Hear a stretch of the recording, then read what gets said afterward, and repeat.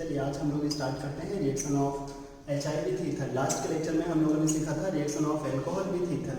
आज हम लोग क्या करेंगे, एक तो हम लोग HI के ईथर के साथ रिएक्शन सीखेंगे, साथ में एल्काइन का रिएक्शन सीखेंगे, एल्काइन का hydrolysis with presence of mercury sulphate in presence of diluted H2SO4 और साथ में हम लोग देखेंगे एल्कोहल का डिहाइड्रेशन, लेकिन उसको हम लोग बोलेंगे dehydrogenation of alcohol using copper heat. ठीक, तो ये तीन इंपॉर्टेंट रिएक्शंस हम लोग सीखेंगे। सबसे पहले सीखते हैं HI का ईथर के साथ रिएक्शन। थोड़ा सा हमें इसमें क्या ध्यान रखना पड़ेगा, लास्ट के लेक्चर में हम लोग सीख रहे थे एल्कोहल के रिएक्शन HI के साथ क्या करना था। वहां पे अगर हम लोग मैकेनिज्म ना भी ध्यान देते तब भी हमारा काम हो जाता, हम सिंपल OH हटा करके I लगा देते। लास्ट लेक्चर में थोड़ा सा कुछ सीखा था, कभी SN2 हो जाता है, कभी SN1 हो जाता है। SN1 कब होता है, जब अपने पास टर्सरी कार्बोकेटाइन हो या फिर रेजोनेंस स्टेबलाइज हो, और SN2 कब होगा वही हम लोग थोड़ा सा सीखेंगे। तो आज जो हमारे पास लेक्चर है ना, ईथर की रिएक्शन जब हम HI से करने चलेंगे तो हमें बहुत जरूरी है थोड़ा सा ये जानना कि कब SN2 आसानी से होगा, कब SN1 आसानी से होगा। तो इन दोनों मैकेनिज्म को हमें थोड़ा सा अच्छे से सीखना पड़ेगा। तो सबसे पहले हम इन दोनों को थोड़ा सा देख लेते हैं 5-5 मिनट, उसके बाद हम लोग ईथर की रिएक्शन HI से कंप्लीट कर लेंगे और फिर आगे देखेंगे। आओ सबसे पहले क्या देखने चल रहे हैं, हमारा पूरा टारगेट है कि हम HI की रिएक्शन ईथर के साथ कंप्लीट कर सकें, लेकिन उसके लिए हमें ये जानना जरूरी है जैसे SN2 क्या है, बाइमोलिकुलर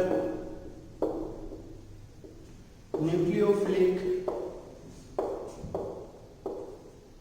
सब्स्टिट्यूशन रिएक्शन। क्या करते हैं, यहाँ पे कोई हमारे पास कार्बन होगा जो sp3 हाइब्रिडाइज होगा, जिसके पास 4 ग्रुप लगे होंगे। एक होगा हाइड्रोजन टाइप का ग्रुप या ऐसा कोई ग्रुप जो ज्यादा इलेक्ट्रोनेगेटिव हो, जो इस कार्बन को छोड़ के जाना चाहे। यहाँ पे रहेगा माइनस चार्ज का क्लाउड, उस कार्बन पे इधर माइनस रहेगा तो यहाँ पे क्या रहेगा प्लस चार्ज। इस प्लस चार्ज के पास न्यूक्लियोफाइल अप्रोच करेगा। न्यूक्लियोफाइल कौन होते हैं, जिनके पास लोन पेयर होगा जो बेस जैसा काम कर सके, तो वो लोन पेयर लेकर के इनके पास अप्रोच करेगा और इस लिविंग ग्रुप को निकालेगा। ठीक, और जब ये निकल जाएंगे तो हमारे पास ये न्यूक्लियोफाइल आकर के उधर लग जाएगा और ये बन जाएगा X-। ये सिंगल स्टेप रिएक्शन होती है, इसी को बोलते हैं, देखो X की जगह पे वो न्यूक्लियोफाइल आ गया, सब्स्टिट्यूशन हो गया। और ऐसा होने के लिए 2 लोग आ जाते हैं, इसलिए बोलते हैं बाइमोलिकुलर न्यूक्लियोफिलिक सब्स्टिट्यूशन। बिल्कुल उर्दू जैसा पढ़ते हैं, पहले बाइमोलिकुलर न्यूक्लियोफिलिक सब्स्टिट्यूशन रिएक्शन। ये है बहुत सिंपल से रिएक्शन, लेकिन होता है सिंगल स्टेप में, एक ही स्टेप का रिएक्शन होता है। जब भी कभी रिएक्शन सिंगल स्टेप में होता है तो हम बात करते हैं उसके ट्रांजिशन स्टेट के बारे में। ट्रांजिशन स्टेट के बारे में मतलब ये न्यूक्लियोफाइल इसके पास अप्रोच कर रहा होगा, लिविंग ग्रुप निकल रहा होगा, उसी को हमें दिखाना है। तो बोलेंगे न्यूक्लियोफाइल अप्रोच कर रहा होगा, जा रहे होंगे इसके पास, अभी 100% लग नहीं पाया होगा, मिडिल की बात कर रहे हैं। ये लिविंग ग्रुप निकल रहा है, निकलते हुए दिखा दो, निकल रहा होगा। अब जब ऐसा दिखाओगे ना तो तुम्हारे पास इस कार्बन के पास कितने ग्रुप हो जाएंगे, अभी 5, 1 2 3 4 5।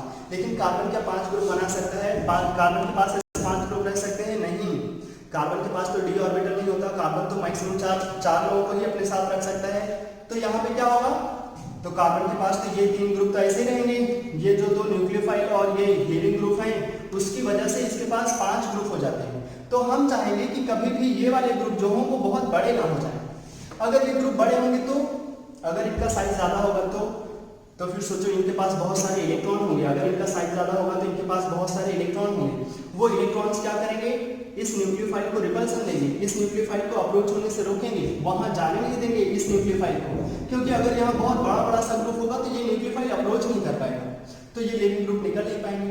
इसीलिए हम लोग क्या बोलते हैं, जब भी हम लोग कभी SN2 रिएक्शन करा रहे हो, बाइमोलिकुलर न्यूक्लियोफिलिक सब्स्टिट्यूशन रिएक्शन करा रहे हो, तो जहां पे कराने जाएंगे उस वाले कार्बन के पास ज्यादा क्राउडिंग नहीं होना चाहिए। यहाँ पे सबसे छोटे छोटे ग्रुप हो, मतलब एक छोटी सी चीज और नोट कर लो, यहाँ पे हाइब्रिडाइजेशन क्या बोलोगे, sp3, बाद में 4 सिग्मा 0 लोन पे sp3। अभी हाइब्रिडाइजेशन क्या बोलोगे, यहाँ ट्रांजिशन स्टेट में ये जो दोनों ग्रुप है ना वो तो इमेजिनरी है, मतलब है नहीं है ऐसा कंफ्यूजन में है, ये है लगे भी हैं नहीं भी लगे हैं, तो उनको नहीं काउंट करते। प्योर में हमारे पास ये 3 बॉन्ड है, और ये इस टाइम पे इसकी ज्योमेट्री होती है sp2, मतलब इसका हाइब्रिडाइजेशन रहता है sp2, बिल्कुल ट्रायंगुलर प्लेनर हो जाता है। ये बिल्कुल ऐसे हो जाता है कि हमारे पास एक कार्बन के पास ऐसे 3 बिल्कुल ये ट्रायंगुलर प्लेनर जैसा हो जाता है। इस वाली सिचुएशन में बिल्कुल ऐसे करके हमारे पास, कैसे तुम्हें दिखाया जाए, बिल्कुल हमारे पास ऐसे करके रह जाते हैं, ऐसे। इधर मान लो तुम्हारे पास लिविंग ग्रुप है, ये जा रहा है इधर से और उधर से न्यूक्लियोफाइल आ रहा है। अब जैसे जैसे न्यूक्लियोफाइल ऐड हो जाएगा तो ये बिल्कुल ये ग्रुप फिर पीछे शिफ्ट हो जाते हैं, ऐसे टेट्राहेड्रल बन जाता है। लेकिन पहले सबसे पहले तो ऐसे होता है, ऐसे यहाँ पे रहते हैं हमारे पास, ये बिल्कुल हमारे साइड में ये 3 ग्रुप लगे हैं, ये तुम्हारे पास लिविंग ग्रुप इधर सामने की तरफ जा रहा है। और जो न्यूक्लियोफाइल होता है ना वो पीछे से अप्रोच करता है। जैसे जैसे न्यूक्लियोफाइल पीछे से अप्रोच करता है, न्यूक्लियोफाइल के पास क्या होगा, लोन पेयर। वो लोन पेयर क्या करते हैं, इन ग्रुप को रिपल्सन देते हैं, उसी की वजह से ये ग्रुप क्या हो जाते हैं, इधर चले जाते हैं ऐसे। और ये लिविंग ग्रुप जैसे जैसे आगे ये पूरा निकल के चला जाएगा तो ये पूरा का पूरा टेट्राहेड्रल इधर शिफ्ट हो जाता है और न्यूक्लियोफाइल पीछे से आकर के लग जाते हैं। तो टेट्राहेड्रल का पोजीशन भी चेंज हो जाता है और बिल्कुल ट्रांजिशन स्टेट में कैसा रहता है कार्बन का ज्योमेट्री, बिल्कुल ट्रायंगुलर प्लेनर जैसा। तो ये पॉइंट नोट कर लेना कि ट्रांजिशन स्टेट में जो कार्बन है उसकी ज्योमेट्री कैसी है, कैसा, ट्रायंगुलर प्लेनर, ट्रायंगुलर प्लेनर, बिल्कुल ट्रायंगुलर प्लेनर जैसा। अच्छा, तो SN2 रिएक्शन के लिए क्या चीज है जो बड़े आराम से हमें देखना पड़ेगा। सबसे पहली चीज, जो कार्बन के पास न्यूक्लियोफाइल अप्रोच कर रहा है उसके पास ज्यादा क्राउडिंग नहीं होना चाहिए। जैसे अगर हमारे पास ये हो, क्या, अगर हमें कोई ये दे दे CH3Cl, CH3 CH2Cl, और हमें कोई लिख करके दे दे ये CH3CHCl, आइसोप्रोपाइल क्लोराइड। इसमें और इसमें SN2 की रिएक्टिविटी का ऑर्डर बताओ। तो हम बोलेंगे यहाँ पे देखो, जिस कार्बन के पास हाइड्रोजन है उसके पास तो 3 H लगे हैं, तो इसके पास तो बहुत छोटे छोटे ग्रुप हैं। लेकिन यहाँ पे जिस कार्बन के पास हाइड्रोजन लगे हैं उसके पास तो एक बड़ा सा ग्रुप आ गया। यहाँ पे जिस कार्बन के पास हाइड्रोजन लगे हैं, जिस कार्बन के पास हाइड्रोजन लगा है उसके पास तो और बड़े ग्रुप हो गए, मतलब 2 मिथाइल ग्रुप हो गया। तो यहाँ पे SN2 सबसे टफ, फिर यहाँ सबसे ज्यादा SN2 आसान कहाँ रहेगा, यहाँ पे। ये SN2 की रिएक्टिविटी का ऑर्डर हो जाएगा। नॉर्मली अगर बोला जाए तो बोलते हैं प्राइमरी एल्किल हैलाइड, सेकेंडरी, फिर टर्सरी। सबसे आसान कहाँ रहेगा, प्राइमरी में। जितना कम क्राउडिंग होगा SN2 उतना आसान रहेगा। क्राउडिंग बढ़ा दोगे तो SN2 टफ हो जाएगा। यहाँ पे कोई कार्बोकेटाइन बनता है क्या, नहीं, इस मैकेनिज्म में कोई कार्बोकेटाइन नहीं बनता। ठीक, यही SN2 है। अच्छा, अगर हम लोग, एक तो ये हो गया कि हमारे पास ज्यादा क्राउडिंग नहीं होना चाहिए, हमेशा ध्यान रखें SN2 के लिए बस यही चीज है कि क्राउडिंग ज्यादा नहीं होना चाहिए। और लिविंग ग्रुप अच्छा होना चाहिए। लिविंग ग्रुप कैसे देखेंगे, जैसे अगर मान लो हम ऐसे दे दें CH3F CH3Cl, उसने हैलाइड चेंज कर दिया, CH3Br CH3I ऐसे दे दिया उन्होंने 4, तो कहाँ पे SN2 आसान होगा, हम बोलेंगे SN2 वहां पे आसान रहेगा जहां पे निकलना बहुत आसान है ग्रुप का। अभी तो देखो यहाँ भी CH3 है, यहाँ भी CH3 है, यहाँ भी CH3 है, यहाँ भी CH3 है, तो सब जगह पे तो इस कार्बन के पास सेम 3 तरीके के हाइड्रोजन है। लेकिन देखो सबके पास लिविंग ग्रुप अलग अलग है, कहीं फ्लोरीन है, कहीं क्लोरीन है, कहीं ब्रोमीन है, कहीं आयोडीन है। किसका निकलना आसान, आयोडीन का निकलना आसान है। क्यों, क्योंकि उसका बॉन्ड बड़ा ज्यादा लेंथ का होता है। अगर उसका निकलना आसान होगा तो न्यूक्लियोफाइल का अप्रोच करना आसान रहेगा, तो SN2 आसान होगा, तो SN2 की रिएक्टिविटी इधर हो जाएगी। और ये लिविंग एबिलिटी इस ग्रुप के, ये जो ग्रुप है ना वो तो छोड़ के जा रहे हैं, इसलिए इसको बोल रहे हैं लिविंग ग्रुप। और लिविंग ग्रुप की एबिलिटी कैसे देखते हैं, मैं एक छोटा सा पॉइंट बोल रहा हूँ, ये तो आसान थे। हमें पता है कि कार्बन के साथ फ्लोरीन का बॉन्ड छोटा होता है, क्लोरीन का ज्यादा, ब्रोमीन का और बड़ा बॉन्ड होगा, और कार्बन के साथ आयोडीन का बॉन्ड और ज्यादा। जितना ज्यादा बॉन्ड लेंथ होगा उतने आराम से वो बॉन्ड ब्रेक हो जाएंगे, निकल जाएंगे यहाँ से। लेकिन कभी कभी हमें क्या होगा ना कि ये बॉन्ड नहीं पता होंगे, तो हम सिंपल सा बोलते हैं जितना अच्छा एसिड होगा, more will be acidic strength, more will be leaving ability of conjugate base. जितना अच्छा एसिड होगा उसके कंजुगेट बेस का लीविंग एबिलिटी उतना ही ज्यादा रहेगा। ठीक, जैसे आप यहीं पे तुम देख सकते हो, सोचो तुम्हारे पास अगर कभी ये देते ना HF HCl HBr HI, इसमें कोई पूछता है एसिडिक स्ट्रेंथ, तो हम लोग बचपन से जानते हैं इधर एसिडिक स्ट्रेंथ का ऑर्डर क्या है, ये सबसे अच्छा एसिड HI। तो जो अच्छा एसिड होगा, जो भी अच्छे एसिड होंगे उनके कंजुगेट बेस, इनके कंजुगेट बेस कैसे बनाओगे, H+ निकाल करके, यहाँ पर भी जितना अच्छा एसिड होगा उसके कंजुगेट बेस का क्या ज्यादा होगा, बेसिक स्ट्रेंथ नहीं, लिविंग एबिलिटी, छोड़ के जाने की टेंडेंसी। लिविंग एबिलिटी I- का सबसे ज्यादा रहेगा, फिर Br-, फिर Cl-, फिर F-, ये हो जाएगा लिविंग एबिलिटी का ऑर्डर। तो SN2 के लिए हमें एक चीज ध्यान में रखना है, क्या, सिंपल सा चीज ध्यान में रखना है, क्राउडिंग बहुत कम होना चाहिए, और जो अगर ग्रुप होना चाहिए लिविंग ग्रुप तो वो बहुत अच्छा होना चाहिए। अच्छा, तो SN2 के लिए ये छोटी चीजें हमें ध्यान रखना है। SN2 में primary alkyl halide, secondary alkyl halide, tertiary alkyl halide होगा तो अच्छा रहेगा, और लिविंग ग्रुप अच्छे हो तो अच्छा होगा। ये SN2। SN1 के लिए बस केवल एक बात, एक दिन आएगा जब हम लोग इस मैकेनिज्म को भी अलग से फिर से और देखेंगे, जहां पे केवल मैकेनिज्म की बात करेंगे। अभी अपना टॉपिक तो है ये रिएक्शन देखना, तो हम उस रिएक्शन के लिए जितना सीख सकते हैं वो सीख रहे हैं। SN1 में क्या करेंगे, SN1 के लिए बस केवल एक बात याद रखेंगे, more will be stability of carbocation, more will be stability of carbocation, more will be reactivity towards SN1। SN1 के लिए रिएक्टिविटी उतना ज्यादा होगा, जितना ज्यादा कार्बोकेटाइन स्टेबल होगा SN1 की रिएक्टिविटी उतनी ज्यादा होगी। कहां पे कार्बोकेटाइन, जहां पे कोई ग्रुप लगा होगा वो ग्रुप निकाल के देखो, कार्बोकेटाइन बनाओ, अगर वो कार्बोकेटाइन ज्यादा स्टेबल निकला तो फिर उसका SN1 अच्छा रहेगा। और अभी वाली रिएक्शन में किसको हम लोग मानते हैं बहुत ज्यादा स्टेबल कार्बोकेटाइन, या तो टर्सरी हो, टर्सरी एल्किल हैलाइड मतलब टर्सरी कार्बोकेटाइन, या फिर वो रेजोनेंस स्टेबलाइज हो, टर्सरी होगा या रेजोनेंस स्टेबलाइज होगा तो हम ऐसे कार्बोकेटाइन में SN1 कराना चाहेंगे।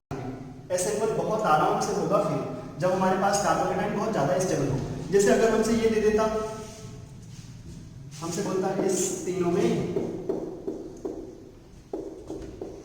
इन तीनों में SN1 की रिएक्टिविटी को ऑर्डर बताओ, तो हम क्या बोलेंगे, हम इन तीनों के कार्बोकेटाइन बना लेंगे, CH3 CH2+, ये तो यही है, CH3 CH2+, यहाँ पे कार्बोकेटाइन बना लेंगे, आइसोप्रोपाइल कार्बोकेटाइन बन जाएगा। यहाँ पे कार्बोकेटाइन हमें ये मिल जाएगा, टर्सरी ब्यूटाइल कार्बोकेटाइन। पता है इसके पास एक्स हाइपर कन्जुगेशन कितने, 3, यहाँ पे कितने एक्स हाइपर कन्जुगेशन, 3 और 3 6, यहाँ पे एक्स हाइपर कन्जुगेशन कितने, 3 3 3 कितने हो गए, 9। तो इधर कार्बोकेटाइन की स्टेबिलिटी बढ़ रही, जिधर कार्बोकेटाइन की स्टेबिलिटी ज्यादा उधर रिएक्टिविटी ज्यादा होगा, किसका, SN1 का। SN1 के लिए सिंपल से एक बात याद रखनी है, more will be stability of carbocation, more will be reactivity towards SN1, हमेशा ही ध्यान रखना। जितना ज्यादा कार्बोकेटाइन स्टेबल होगा SN1 की रिएक्टिविटी उतनी ज्यादा होगी। अच्छा, अगर आगे चले, अब इधर रिएक्शन देख लेते हैं, आओ एक एक करके स्टार्ट करते हैं। जैसे हमसे दे दिया उसने, ये एक ईथर है CH3 और CH3 और इसकी रिएक्शन को कराना चाहता है HI के साथ। क्या करेंगे, जो हमारे पास HI होगा वो तो हमें H+ दे देगा, H+ को ये ऑक्सीजन क्या करेगा, लोन पेयर दे देगा, O पे आ जाएगा प्लस, ये बन जाएगा। अब इसके बाद क्या होगा, अब इसके बाद हम लोग हमेशा ये साइड वाले ग्रुप देखेंगे, ये तो ईथर होगा, अगर ईथर है तो हमारे पास दोनों तरफ एल्किल ग्रुप होंगे, तो हम उन दोनों एल्किल ग्रुप में एक चीज चेक करेंगे, क्या चेक करेंगे, कहीं कोई एक ऐसा एल्किल है, कोई भी ऐसा एल्किल है इसके पास जो टर्सरी है या फिर रेजोनेंस स्टेबलाइज है।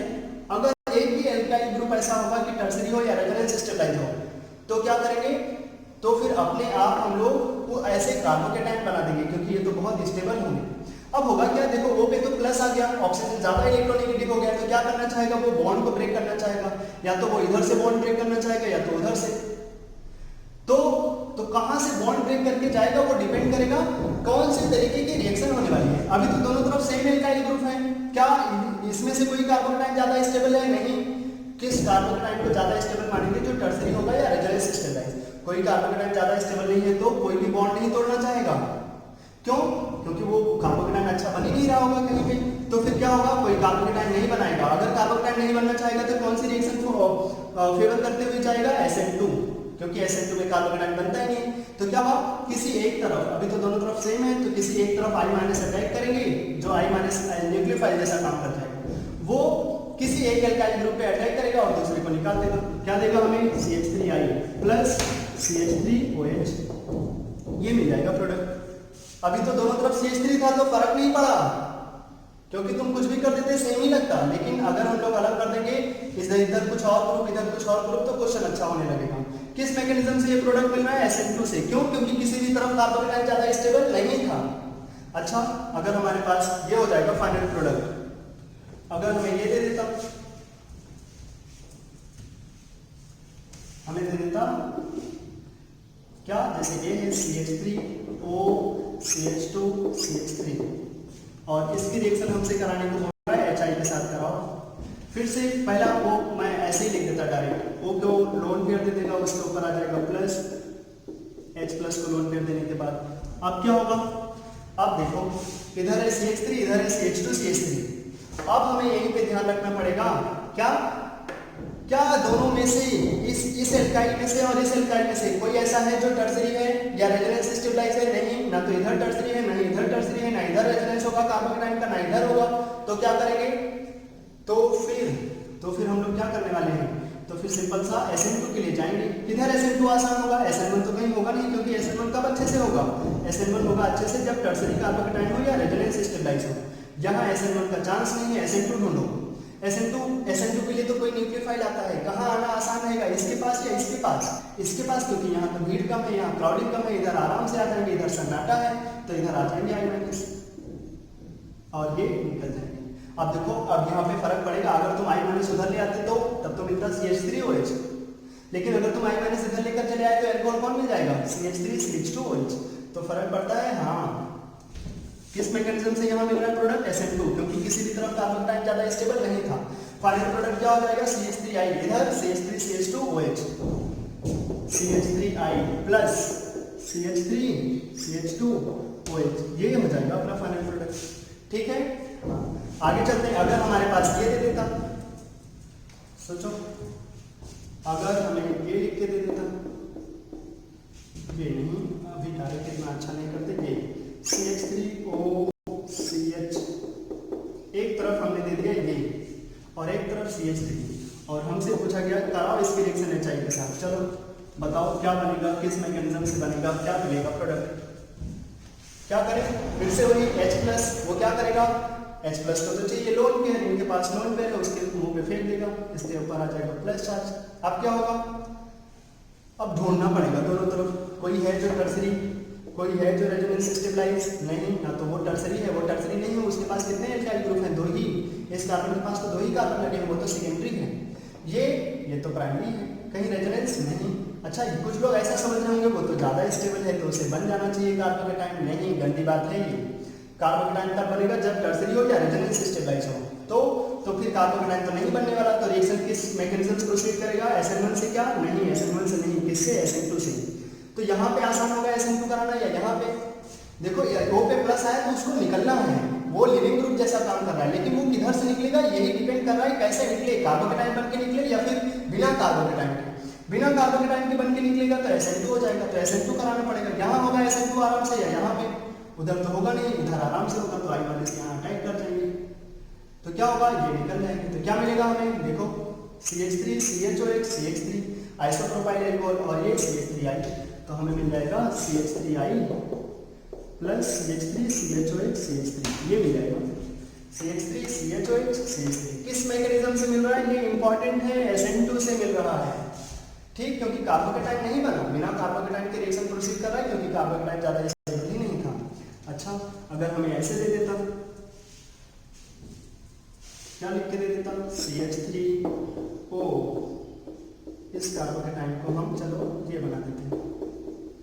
अब मतलब एक तरफ हमने दे दिया टर्सरी ब्यूटाइल और एक तरफ दे दिया है मिथाइल। अब क्या करोगे, इसकी रिएक्शन HI से, सबसे पहला बात तो हम डायरेक्ट लिख देते हैं, क्या O के पास लोन पेयर होगा, H+ को दे देगा, तो ये हो जाएगा O, इधर लोन पेयर देने के बाद O पे प्लस, C के पास ये 3 CH3 ग्रुप लगे हैं। अब हमें यहीं पे ध्यान देना पड़ेगा, क्या इधर कार्बोकेटाइन टर्सरी या रेजोनेंस स्टेबलाइज है, नहीं, क्या इधर कार्बोकेटाइन टर्सरी या रेजोनेंस स्टेबलाइज है, अरे है क्या, नहीं, अरे हाँ इधर है, क्यों, क्योंकि इस कार्बन के पास देखो जब ये अपने आप निकल जाएगा, देखो इसके पास 3 मिथाइल ग्रुप लगे हैं, तो वो तो खुद ही पुश कर रहे होंगे इसको निकलने के लिए, बोल रहे होंगे भाग जाओ तुम, अगर तुम चले भी जाओगे तो हम ऐसा कार्बोकेटाइन बनेंगे जो स्टेबल होंगे, तो किसी को आने की जरूरत नहीं, ये अपने आप कार्बोकेटाइन बना लेगा, अकेले ही CH3OH बन जाएगा, और दूसरी तरफ क्या आ जाएगा, ये अपने आप बॉन्ड तोड़ लेगा, क्योंकि कार्बोकेटाइन यहाँ पे कैसा है, ज्यादा स्टेबल है, ये तो टर्सरी कार्बोकेटाइन बना लेगा, तो हमें मिल जाएगा CH3 और इधर प्लस, ये कार्बोकेटाइन बन जाएगा। ऐसा होने के लिए किसी को आने की जरूरत है क्या, नहीं, तो फिर हमारे पास मैकेनिज्म कैसा प्रोसीड कर रहा होगा, ये SN1 कार्बोकेटाइन बन करके रिएक्शन प्रोसीड कर रहा है, और इस प्लस चार्ज को कौन मिल जाएगा, I-, बाद में वो I आकर के लग जाएंगे, हमें मिल जाएगा टर्सरी ब्यूटाइल आयोडाइड और CH3OH। किस मैकेनिज्म से प्रोडक्ट मिल रहा है, यहाँ पे हमें SN1 से मिल रहा है, SN1 से। अच्छा, अगर हमें ये दे देता, ये बहुत अच्छे से तुम्हें सीखने की जरूरत है कि जो हमारे पास ईथर की रिएक्शन है ना, वो बहुत इंपॉर्टेंट है, अगर तुम इसे अच्छे से नहीं सीखोगे तो यहाँ पे अल्कोहल जैसा जय माता दी नहीं कर सकते, यहाँ पे अल्कोहल वाला ट्रिक नहीं चलेगा, यहाँ पे तुम्हें मैकेनिज्म जानना ही पड़ेगा, नहीं तो फिर तुम मतलब ऐसे ही क्या बोला जाए, कभी भी अच्छे से क्वेश्चन कर नहीं पाओगे। जैसे ये मिल जाए हमें बेंजीन रिंग बाहर ऑक्सीजन, इधर CH3, इसको क्या बोलते हैं, फिनॉल का बड़ा भाई, जिसको बोलते हैं एनिसॉल। अब क्या होगा, इसकी रिएक्शन अगर उसने दे दिया चलो HI से, बहुत इंपॉर्टेंट रिएक्शन है, चलो कराओ। क्या होगा, HI से रिएक्शन कराओगे, उसके पास लोन पे है, वो H प्लस को दे देगा, O पे आ जाएगा प्लस। अच्छा कोई बताए क्या, कुछ लोगों को लग रहा होगा इधर प्लस आ जाएगा तो रिंग से रेजोनेंस करेगा, नहीं। बेंजीन रिंग पे प्लस आ सकता है क्या, नहीं, इधर तो प्लस आ ही नहीं सकता। इससे बॉन्ड टूटेगा कभी नहीं, बेंजीन रिंग पे अगर O लगा है उससे बॉन्ड नहीं टूटता। याद करो लास्ट लेक्चर में एल्कोहल का रिएक्शन जो कराया था हम लोगों ने वो। अच्छा तो यहाँ पे इससे तो बॉन्ड नहीं टूटने वाला, तो इधर होगा, इधर क्या कराओगे, SN1 या SN2? SN2 कराओगे, क्योंकि वो तो टर्सरी नहीं है, वो रेजोनेंस स्टेबलाइज नहीं है, तो I माइनस उधर अटैक करेंगे, इसको तोड़ देंगे, तो क्या मिल जाएगा हमें, एल्कोहल नहीं, ये बन गया फिनॉल और CH3I, फिनॉल। क्या मिल रहा है, फिनॉल। समझ में आ रहा है, फिनॉल मिल जाएगा हमें, और फिनॉल मिल जाएगा। ये देख करके तो आधे लोग पागल हो जाएंगे, सर आप तो बोलते थे OH के जगह पे I लग जाएगा, लेकिन ये अल्कोहल नहीं है, ये कौन है, फिनॉल। यहाँ पे OH ऐसे ही रहेगा और इनसे तो बॉन्ड ब्रेक नहीं होगा, ये ध्यान रखना बहुत जरूरी है। देखो एनिसॉल से हम लोग कहाँ चले गए, फिनॉल पे, सिंपल HI डाल दो, हम लोग चले जाएंगे कहाँ, एनिसॉल से फिनॉल। ये कन्वर्जन भी ध्यान रख लो, एरोमेटिक का एक कन्वर्जन भी तुम्हें ध्यान हो जाएगा, फिनॉल बनाने का तरीका भी पता चल जाएगा। किस मैकेनिज्म से हुआ ये, SN2, किस मैकेनिज्म से, SN2 मैकेनिज्म से। अच्छा अगर हमारे पास ये दे देता, एक लास्ट हम लोग इधर देख लेते हैं, इधर का इसे में मिक्स कर देते हैं, जैसे ये दे देता CH2OH और यहाँ पे ये। अब क्या कराते तुम, इसकी रिएक्शन दे देगा HI से और बोलेगा ठूस ठूस के हमने HI डाला है, खूब एक्सेस में HI है, बताओ क्या होगा, इधर ये लोड कर देगा, O पे आ जाएगा प्लस। यहाँ पे तो ये तो एल्कोहल है CH2OH, यहाँ पे सिंपल क्या होगा, OH निकल जाएगा, यहीं पे लग जाएगा I। तो हमें जो प्रोडक्ट मिलने वाला है, मैं डायरेक्ट उधर बनाता हूँ, नीचे तो CH2 के साथ जो OH है ना, वो CH2 के साथ OH हट जाएगा, I लग जाएगा। मैकेनिज्म की बात करें, किस मैकेनिज्म से ऐसा हुआ होगा नीचे, तो O लोन कर देगा, O पे आ जाएगा प्लस। अब देखो O पे जब आ जाएगा प्लस तो इसका निकलना आसान है, क्योंकि यहाँ जो कार्बोकेटाइन बनेगा वो रिंग से रेजोनेंस करेगा, तो कार्बोकेटाइन बंद करके रिएक्शन प्रोसीड कराएगा। कुछ लोगों को लग रहा होगा यहाँ पे तो SN2 भी आसान है, यहाँ पे I माइनस आराम से अटैक कर सकता है, लेकिन नहीं। अगर कार्बोकेटाइन टर्सरी है या फिर रेजोनेंस स्टेबलाइज है तो हम लोग क्या कराएंगे, SN1। एक चीज ध्यान में रखो, अगर SN1 भी पॉसिबल हो, SN2 भी पॉसिबल हो, तो क्या कराएंगे, SN1, क्योंकि SN1 कराने के लिए केवल एक लोगों की जरूरत है, 10 लोगों की नहीं। अगर किसी रिएक्शन को कंप्लीट करने के लिए एक ही लोगों की जरूरत हो तो वो रिएक्शन बहुत फास्ट, बहुत आराम से हो जाएगी रिएक्शन। SN2 में तो 2 लोगों की जरूरत है, कोई निकलेगा तब जब कोई आएगा, तो यहाँ पे अपने आप निकल जाएगा। तो SN1 अगर दोनों पॉसिबल हो तो क्या कराएंगे, SN1। तो नीचे क्या होगा, कार्बोकेटाइन ज्यादा स्टेबल है तो कार्बोकेटाइन बंद करके रिएक्शन प्रोसीड करेगा। तो नीचे किस मैकेनिज्म से मिलेगा प्रोडक्ट, नीचे मिलेगा हमें SN1 से। ऊपर वो लोड कर देगा, ऊपर आ जाएगा प्लस। देखो इधर तो CH3 है और इधर कैसा है, इधर जब कार्बोकेटाइन आएगा तो रिंग से रेजोनेंस कर सकता है, तो ये रेजोनेंस स्टेबलाइज है, तो क्या होगा, अपने आप ये निकलेगा, कार्बोकेटाइन बनेगा, कार्बोकेटाइन रिंग से रेजोनेंस करके स्टेबलाइज होगा, बाद में उसी पे कौन लग जाएगा, I। किस मैकेनिज्म को प्रोसीड करा रहे हैं हम, SN1। उधर क्यों नहीं I का अटैक करा के उसे तोड़ देते, क्योंकि SN2 और SN1, इधर तो SN2 बहुत आराम से होगा, इधर SN1 बहुत आराम से हो रहा है। किसको हम लोग प्रेफरेंस देंगे, SN1 को, SN2 नहीं कराएंगे। हमें क्या मिल जाएगा, CH3OH और यहाँ पे लग जाएगा I, हमें मिल जाएगा ये CH3OH जो है वो बाद में एक्सेस HI है, वो CH3I में कन्वर्ट हो जाएगा। हमें मेन एग्जाम में इस प्रोडक्ट से मतलब होगा ये, तो क्या हुआ, ये बन गया हमारे पास, ठीक। तो हमारे पास HI की रिएक्शन जो इधर के साथ किया है बहुत बहुत बहुत इंपॉर्टेंट है, उनको अच्छे से ध्यान रखना चाहिए। चलो अगला चीज हम लोग देख लेते हैं, जो मैंने बोला था, reaction of alkyne with mercuric sulphate in presence of diluted H2SO4। चलो छापो इसे भी, R≡CC≡H। ऐसे हमारे पास कोई एल्काइन हो, alkyne with mercuric sulphate in presence of diluted H2SO4, इसको बोलते हैं hydration of alkyne, hydration of alkyne. ये बिल्कुल वैसे है जैसे हम लोगों ने कराया था OMD, oxymercuration demercuration, pi bond को शिफ्ट कराते थे, प्लस को OH माइनस को H दे देते थे, ऐसे ही यहाँ पे करेंगे। एल्काइन की रिएक्शन पाई बॉन्ड शिफ्ट, ये इस पूरे रिएक्शन का काम क्या होगा, पानी, गंगा जल ऐड करना। केवल वाटर। पाई बॉन्ड को शिफ्ट कराएंगे प्लस माइनस से, और प्लस को क्या देंगे OH, माइनस को क्या देंगे H। इसके पास दो पाई बॉन्ड है तो दोनों ही शिफ्ट कराएंगे। और एक चीज दिमाग में रखो, अगर कभी हमारे पास एल्काइन हो तो एक बार जिधर पाई बॉन्ड गया, कसम खा लो दूसरा वाला पाई बॉन्ड हम उधर ही लेकर जाएंगे, ठीक। तो दोनों पाई बॉन्ड उधर जाएंगे, इधर प्लस को फिर से OH, इधर H। हमें क्या मिल जाएगा, एक कार्बन के पास दो दो OH, वाटर निकाल देंगे डबल बॉन्ड हो, और इधर एक H पहले से ही था, दो और मिल जाएगा तो क्या बन जाएगा COCH3। कोई भी एल्काइन हो अगर हम लोग इस रिएजेंट से कराते हैं तो दो OH लगता है, वो वाटर में कन्वर्ट निकाल दोगे तो चला जाएगा CO में, और साथ में मिल जाएगा CH3। इस पूरे का काम क्या है, केवल हाइड्रेशन, वाटर ऐड करना। ये सब क्यों यूज किया, ये सब यूज करते हैं पाई बॉन्ड की शिफ्टिंग कराने के लिए। जो मर्क्यूरी का है वो पाई बॉन्ड को अपनी तरफ खींचेंगे, पाई बॉन्ड शिफ्ट हो जाएगा, डाइल्यूटेड सॉल्यूशन है, वो डाइल्यूटेड सॉल्यूशन क्या करेगा, OH देने लगेगा। समझ में आया? चलो तो हमें ये मिल जाएगा RCOCH3, और ये पता है ये आइलो फॉर्म टेस्ट दे सकता है, बहुत इंपॉर्टेंट से ये ग्रुप है। जैसे ये दे देगा हमें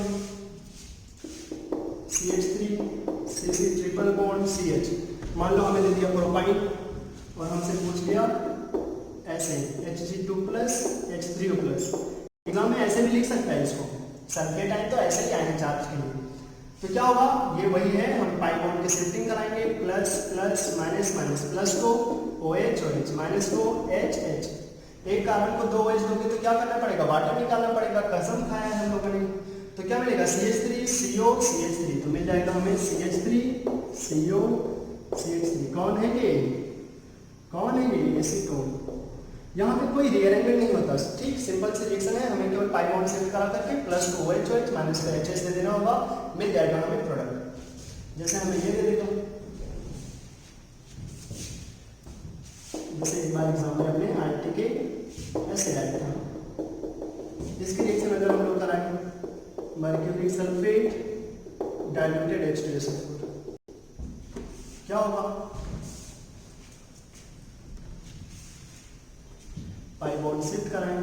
देखो इस बेंजीन रिंग के पास पाई इलेक्ट्रॉन का क्लाउड होगा, उधर पाई इलेक्ट्रॉन के क्लाउड होंगे, इसके पास ज्यादा पाई इलेक्ट्रॉन क्लाउड है, दूसरे पाई इलेक्ट्रॉन क्लाउड को क्या करेगा, दूसरी तरफ शिफ्ट कर देगा। तो पाई इलेक्ट्रॉन उधर चले जाएंगे, इधर प्लस इधर माइनस, इधर प्लस इधर माइनस, क्या करेंगे, प्लस को OH OH, माइनस को H H। तो क्या मिल जाएगा, देखो बेंजीन रिंग के बाहर एक कार्बन को दो OH दिया, वाटर निकल करके कहाँ कन्वर्ट हो जाएगा, CO में, इधर CH3 मिल जाएगा एसीटोफिनोल। समझ में आ रहा है, एसीटोफिनोल मिल जाएगा। तो एल्काइन की रिएक्शन बहुत आसान है इस रिएजेंट से।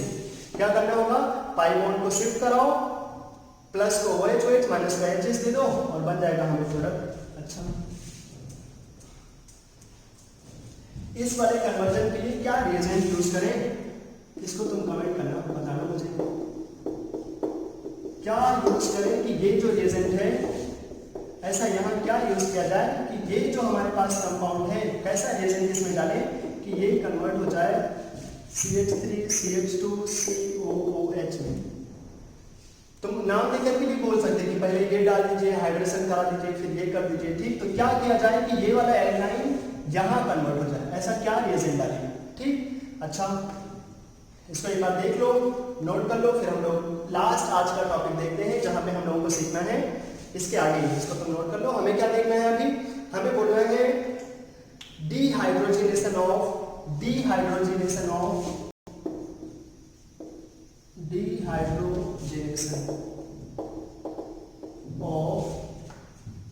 Alcohol using copper heat. अक्सर वो टेम्परेचर होता है 573 यूजिंग कॉपर हीट। चलो इसका आंसर तुम्हें बोलना है जो मैंने पहले बोला है कन्वर्जन का। चलो तो हमें क्या करना है, एल्कोहल का डिहाइड्रेशन। तीन तरीके के एल्कोहल होते हैं। ऐसे एल्कोहल को क्या बोलते हैं, प्राइमरी एल्कोहल। ऐसे एल्कोहल को क्या बोलोगे, जब एक कार्बन के पास OH हो उसके पास दो दो ग्रुप लगे हो, सेकेंडरी एल्कोहल। और अगर एक कार्बन के पास तीन तीन ग्रुप लगे हो और वहां OH आ जाए, ऐसे एल्कोहल को क्या बोलते हैं, टर्सरी एल्कोहल। अब हमें क्या करना होगा, इन्हीं तीनों एल्कोहल को हीट करना है। किसके साथ, कॉपर एट 573 केल्विन। इसकी प्रेजेंस में हीट करना है। क्या होता है वही हमें सीखना है। ठीक, तो एक एक करके देख लेते हैं। प्राइमरी अल्कोहल का कोई एग्जांपल ले लेते हैं, सेकेंडरी अल्कोहल और टर्सरी अल्कोहल। चलो होगा क्या, सुनो। जैसे हमारे पास है प्राइमरी अल्कोहल ये CH3CH2OH और इसकी रिएक्शन हमें कराने को बोल दिया कॉपर 573 केल्विन। अब हमें क्या करना होगा, देखो जब भी कभी ऐसे कोई भी अल्कोहल होगा हमें डीहाइड्रोजनेशन करना होता है। क्या करते हैं हम लोग यहाँ पे CH3 जिस कार्बन के पास OH लगा है उसका H, जिस कार्बन पे लगा है वो OH उसका H। फिर से जिस कार्बन पे OH लगा है उस वाले O का H, और जहां पे वो ऑक्सीजन लगा है उस वाले कार्बन का H। एक H और है तो उसको अलग कर दो। ये H तुम निकाल दो, हीट करके कॉपर के साथ हीट करते हैं तो ये हाइड्रोजन निकल जाता है। ये हाइड्रोजन गैस निकल जाएगा तो बचेगा क्या, CH3CHO, इधर डबल बॉन्ड लगा दो तो मिल जाएगा CH3C डबल बॉन्ड OH। क्या मिल जाएगा, CH3C डबल बॉन्ड OH, मतलब एल्डिहाइड में कन्वर्ट हो जाएगा CH3CHO और हाइड्रोजन गैस निकल जाता है। हाइड्रोजन गैस ये बिल्कुल हीटिंग इफेक्ट जैसा है, ठीक है। अगर हम लोग अल्कोहल को हीट करते हैं कॉपर की प्रेजेंस में तो वो हाइड्रोजन गैस निकाल देते हैं, इसीलिए इसको बोलते हैं डीहाइड्रोजनेशन। अगर हाइड्रोजन गैस ऐड हो जाता है तो हाइड्रोजनेशन बोल देते हैं, निकल रहा है इसलिए इसको बोल रहे हैं डीहाइड्रोजनेशन। कॉपर के साथ हीट करते हैं तो हाइड्रोजन निकल जाता है। क्या बन गया, प्राइमरी अल्कोहल से क्या मिल जाएगा, प्राइमरी अल्कोहल से क्या मिल जाएगा, एल्डिहाइड। ध्यान रखें, प्राइमरी अल्कोहल से क्या मिलेगा, एल्डिहाइड मिल जाएगा। अच्छा, जैसे अगर हम ये ले लेता, चलो जैसे ये CH3OH है, इसकी रिएक्शन कोई बोलता कॉपर के साथ हीट कराओ तो क्या करते हैं, जिस कार्बन के पास OH लगा है उसी कार्बन का H, इसके पास और दो H है तो उसे साइड में कर दो, ये दोनों हाइड्रोजन निकाल दो। क्या बचेगा अपने पास, HCHO, मतलब इस कार्बन के पास CH2 और ये double bond O, HC double bond OH और हाइड्रोजन गैस निकल जाएगा। क्या बनेगा, फॉर्मल्डिहाइड। प्राइमरी अल्कोहल जो होंगे वो कहां चले जाएंगे, एल्डिहाइड में। जब भी कभी प्राइमरी अल्कोहल मिलेगा वो चले जाएंगे एल्डिहाइड में। जैसे हमारे पास ये होता और इसकी रिएक्शन हम लोग कॉपर के साथ हीट कर रहे होते। अब ये है क्या, CH3CH2CH, देखो मैंने माहौल बनाया है, इस वाले का CH3CH2CH2OH, उस O को H करके अलग दिखा दिया, यहाँ पे H।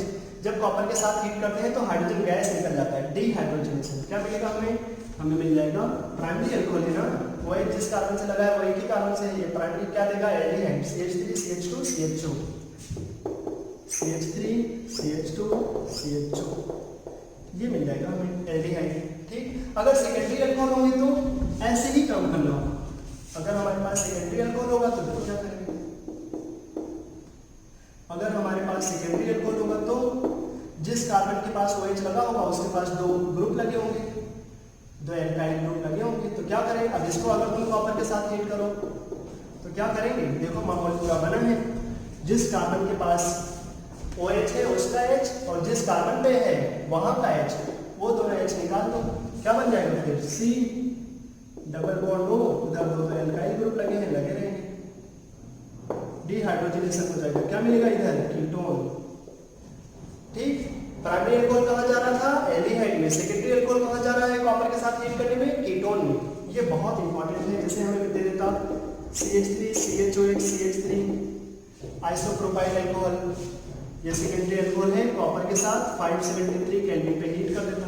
अब क्या करते हैं हम, क्या करते हैं, जिस कार्बन के पास H है जहां पे OH लगा है ये दोनों H निकाल दो, डीहाइड्रोजनेशन हो जाएगा, CH3CO CH3